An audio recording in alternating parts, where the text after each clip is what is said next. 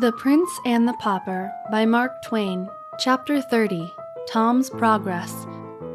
Whilst the true king wandered about the land poorly clad, poorly fed, cuffed and derided by tramps one while, herding with thieves and murderers in a jail another, and called idiot and impostor by all impartially, the mock king Tom Canty enjoyed quite a different experience. When we saw him last, royalty was just beginning to have a bright side for him. This bright side went on brightening more and more every day. In a very little while, it was become almost all sunshine and delightfulness. He lost his fears, his misgivings faded out and died, his embarrassments departed, and gave place to an easy and confident bearing. He worked the whipping boy mind to ever-increasing profit. He ordered my Lady Elizabeth and my Lady Jane Grey into his presence when he wanted to play or talk, and dismissed them when he was done with them, with the air of one familiarly accustomed to such performances. It no longer confused him to have these lofty personages kiss his hand at parting. He came to enjoy being conducted to bed in state at night, and dressed with intricate and solemn ceremony in the morning. It came to be a proud pleasure to march to dinner, attended by a glittering procession of officers of state and gentlemen at arms, insomuch indeed that he doubled his guard of gentlemen at arms, and made them 100. He liked to hear the bugles sounding down the long corridors, and the distant voices responding, "Way for the king!" He even learned to enjoy sitting in throned state in council, and seeming to be something more than the Lord Protector's mouthpiece. He liked to receive great ambassadors and their gorgeous trains, and listen to the affectionate messages they brought from illustrious monarchs who called him brother.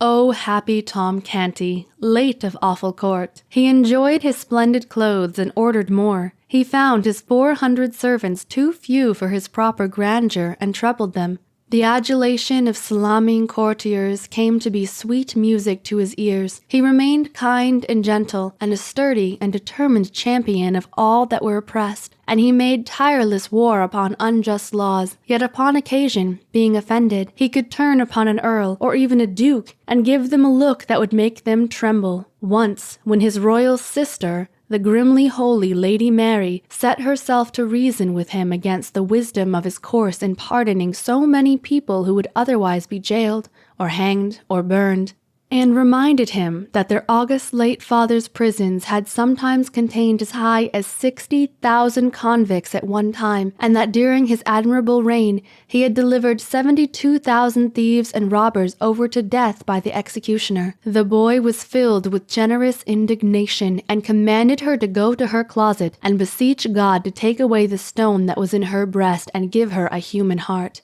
Did Tom Canty never feel troubled about the poor little rightful prince who had treated him so kindly, and flown out with such hot zeal to avenge him upon the insolent sentinel at the palace gate? Yes, his first royal days and nights were pretty well sprinkled with painful thoughts about the lost prince, and with sincere longings for his return and happy restoration to his native rights and splendors.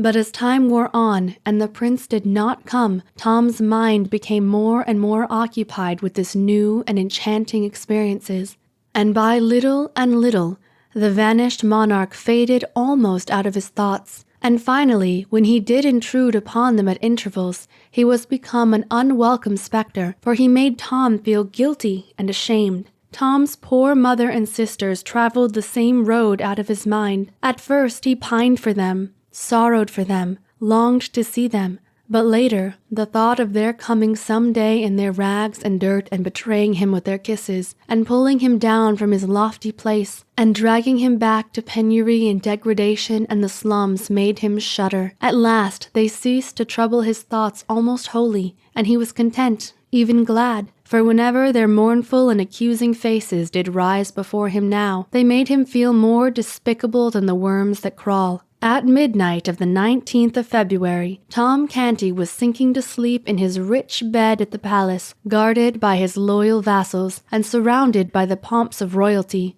A happy boy, for tomorrow was the day appointed for his solemn crowning as King of England. At that same hour, Edward, the true king, hungry and thirsty, soiled and draggled, worn with travel, and clothed in rags and shreds, His share of the result of the riot was wedged in among a crowd of people who were watching with deep interest certain hurrying gangs of workmen who streamed in and out of Westminster Abbey, busy as ants. They were making the last preparation for the royal coronation. The Prince and the Pauper by Mark Twain, Chapter 31, The Recognition Procession. When Tom Canty awoke the next morning, the air was heavy with a thunderous murmur. All the distances were charged with it. It was music to him, for it meant that the English world was out in its strength to give loyal welcome to the great day. Presently, Tom found himself once more the chief figure in a wonderful floating pageant on the Thames, for by ancient custom the recognition procession through London must start from the Tower, and he was bound thither.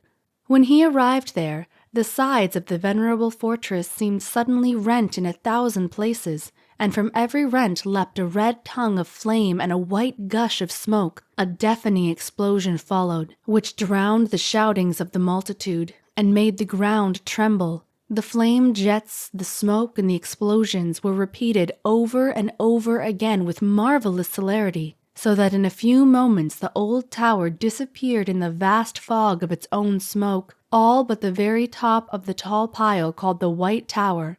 This, with its banners, stood out above the dense bank of vapor as a mountain peak projects above a cloud rack. Tom Canty, splendidly arrayed, mounted a prancing war steed, whose rich trappings almost reached the ground. His uncle, the Lord Protector Somerset, similarly mounted, took place in his rear. The king's guard formed in simple ranks on either side, clad in burnished armor. After the Protector followed a seemingly interminable procession of resplendent nobles attended by their vassals. After these came the Lord Mayor and the aldermanic body, in crimson velvet robes and with their gold chains across their breasts, and after these the officers and members of all the guilds of London in rich raiment and bearing the showy banners of several corporations.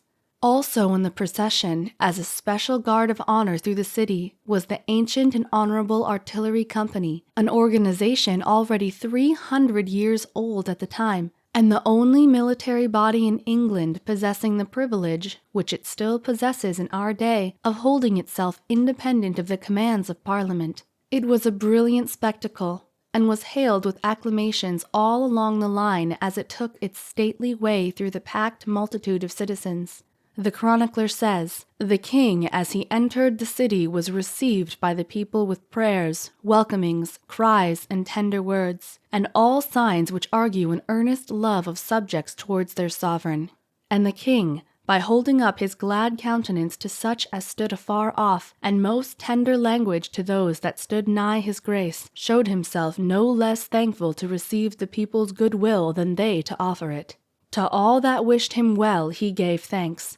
To such as bade, God save his grace, he said in return, God save you all, and added that he thanked them with all his heart. Wonderfully transported were the people with the loving answers and gestures of their king." In Fenchurch Street, a fair child in costly apparel stood on a stage to welcome his majesty to the city.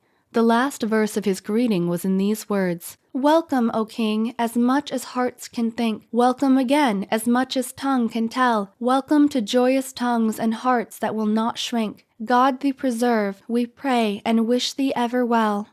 The people burst forth in a glad shout, repeating with one verse what the child had said. Tom Canty gazed abroad over the surging sea of eager faces, and his heart swelled with exultation. And he felt that the only one thing worth living for in the world was to be a king and a nation's idol.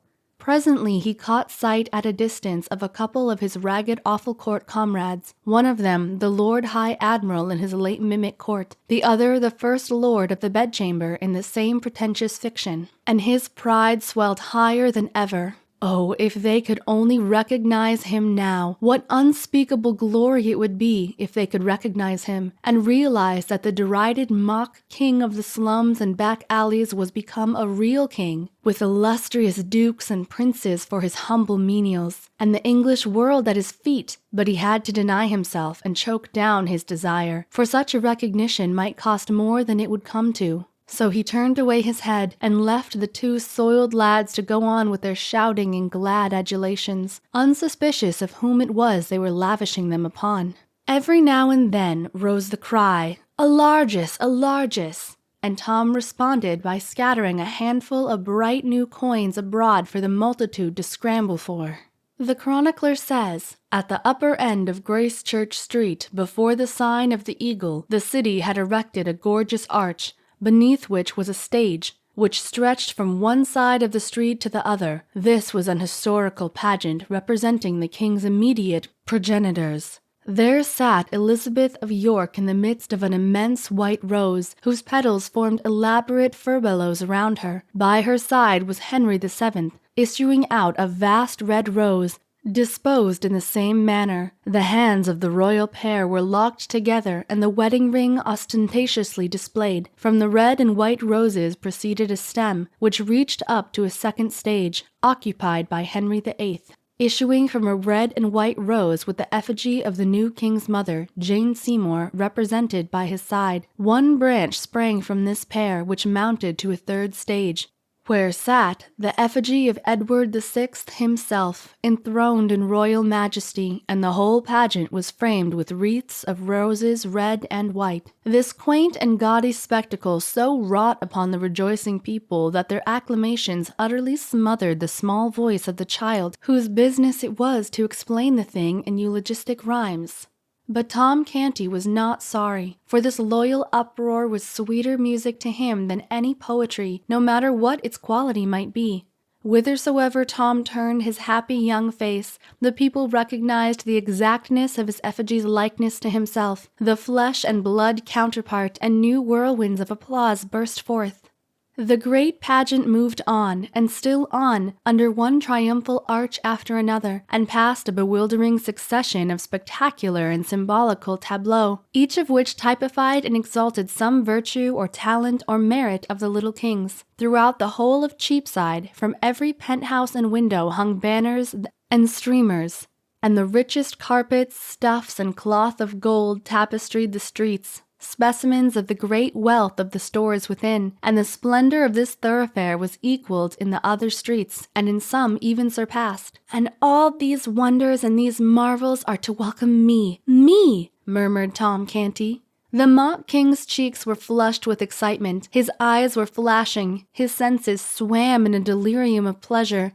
At this point, just as he was raising his hand to fling another rich largesse, he caught sight of a pale, astounded face, which was strained forward out of the second rank of the crowd, its intense eyes riveted upon him. A sickening consternation struck through him. He recognized his mother, and up flew his hand, palm outward before his eyes, that old involuntary gesture born of a forgotten episode, and perpetuated by habit. In an instant more she had torn her way out of the press and past the guards and was at his side. She embraced his leg. She covered it with kisses. She cried, "Oh, my child, my darling!" lifting toward him a face that was transfigured with joy and love. The same instant an officer of the king's guard snatched her away with a curse and sent her reeling back whence she came with a vigorous impulse from his strong arm. The words, "I do not know you, woman," were falling from Tom Canty's lips when this piteous thing occurred, but it smote him to the heart to see her treated so, and as she turned for a last glimpse of him,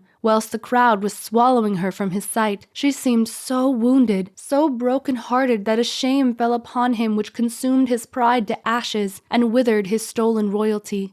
His grandeurs were stricken valueless. They seemed to fall away from him like rotten rags. The procession moved on and still on through ever-augmenting splendors and ever-augmenting tempests of welcome, but to Tom Canty they were as if they had never been. He neither saw nor heard. Royalty had lost its grace and sweetness. Its pomps were become a reproach. Remorse was eating his heart out. He said, "Would God I were free of my captivity!" He had unconsciously dropped back into the phraseology of the first days of his compulsory greatness. The shining pageant still went winding like a radiant and interminable serpent down the crooked lanes of the quaint old city, and through the huzzaing hosts. But still the king rode with bowed head and vacant eyes, seeing only his mother's face and that wounded look in it. "Largesse, largesse!" The cry fell upon an unheeding ear. Long live Edward of England! It seemed as if the earth shook with the explosion, but there was no response from the king. He heard it only as one hears the thunder of the surf when it is blown to the ear out of great distance. For it was smothered under another sound which was still nearer, in his own breast, in his accusing conscience, a voice which kept repeating those shameful words, "I do not know you, woman." The words smote upon the king's soul as the strokes of a funeral bell smite upon the soul of a surviving friend when they remind him of secret treacheries suffered at his hand by him that is gone. New glories were unfolded at every turning, new wonders, new marvels sprang into view, the pent clamors of waiting batteries were released, new raptures poured from the throats of the waiting multitudes. But the king gave no sign, and the accusing voice that went moaning through his comfortless breast was all the sound he heard. By and by the gladness in the faces of the populace changed a little, and became touched with a something like solicitude or anxiety. An abatement in the volume of the applause was observable too. The Lord Protector was quick to notice these things. He was as quick to detect the cause. He spurred to the king's side, bent low in his saddle, uncovered, and said, "My liege, it is an ill time for dreaming. The people observe thy downcast head, thy clouded mane, and they take it for an omen. Be advised, unveil the sun of royalty, and let it shine upon these boding vapors, and disperse them. Lift thy face and smile upon thy people." So saying, the duke scattered a handful of coins to right and left, then retired to his place. The mock king did mechanically as he had been bidden. His smile had no heart in it, but few eyes were near enough or sharp enough to detect that. The noddings of his plumed head as he saluted his subjects were full of grace and graciousness. The largesse which he delivered from his hand was royally liberal, so the people's anxiety vanished, and the acclamations burst forth again in as mighty a volume as before. Still once more, a little before the progress was ended, the duke was obliged to ride forward and make remonstrance. He whispered, "O dread sovereign, shake off these fatal humours, the eyes of the world are upon thee." Then he added with sharp annoyance, "Perdition catch thy crazy pauper, 'twas she that hath disturbed your highness." The gorgeous figure turned a lustreless eye upon the duke and said in a dead voice, "She was my mother." "My God!" groaned the protector as he reined his horse backward to his post. "The omen was pregnant with prophecy. He has gone mad again."